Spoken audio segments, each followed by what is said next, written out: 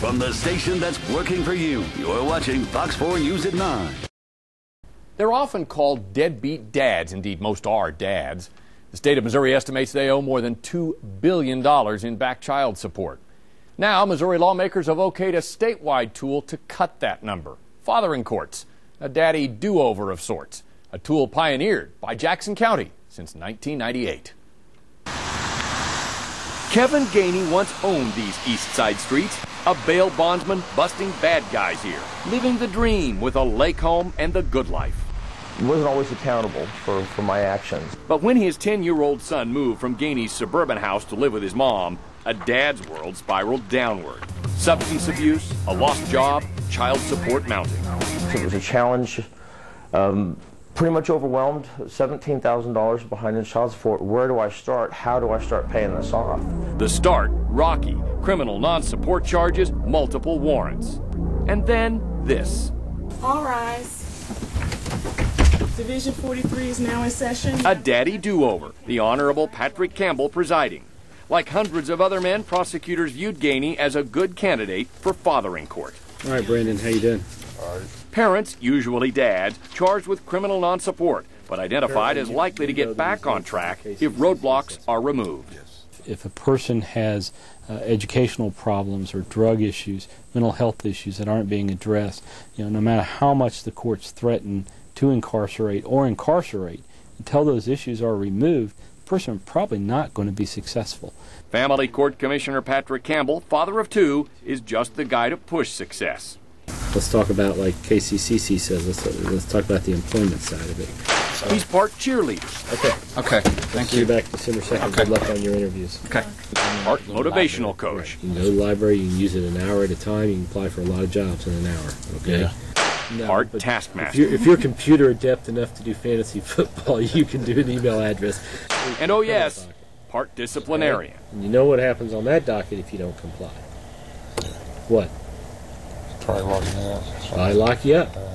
You try to make a quick decision as to whether this is a time to encourage them or is this a time to push them where they're not comfortable. Sounds like the role of a father.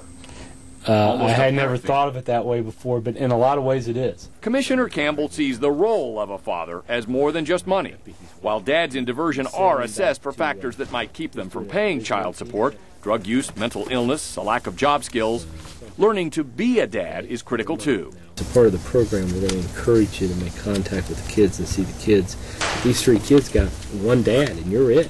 A good number of these fathers that are in the Fathering Court program are following the role model that they had, which is a role model of very little contact with the children and no financial support. Love is considered weak. To help break that cycle, the court requires that dads like Kevin Gainey attend a 12-week fathering class.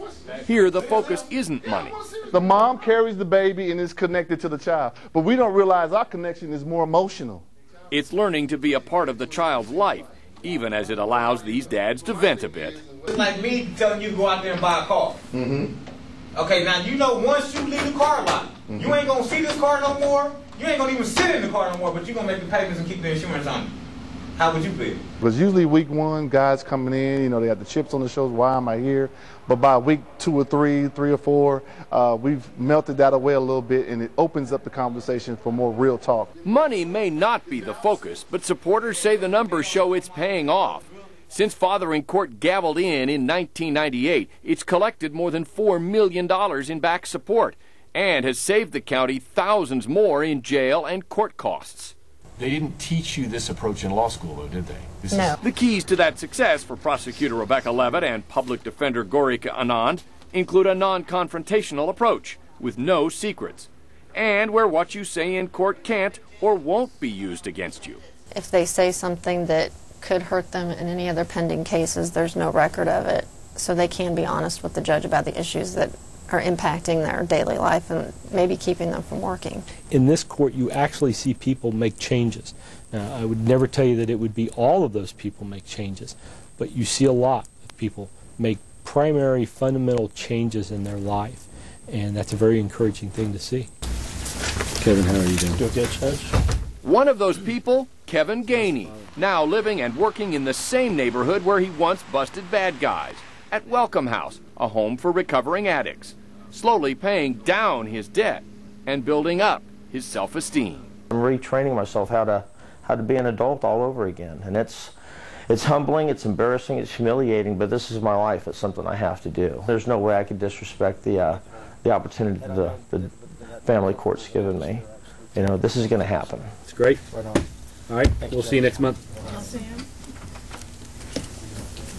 Kevin hopes to graduate from fathering court soon, and he remains in contact with his son. Meantime, courts in St. Louis County, and Newton County have expressed initial interest in launching fathering courts. Problem? No startup money. A state court spokesman says it'll take an improving budget picture to spark the spread of fathering courts in Missouri.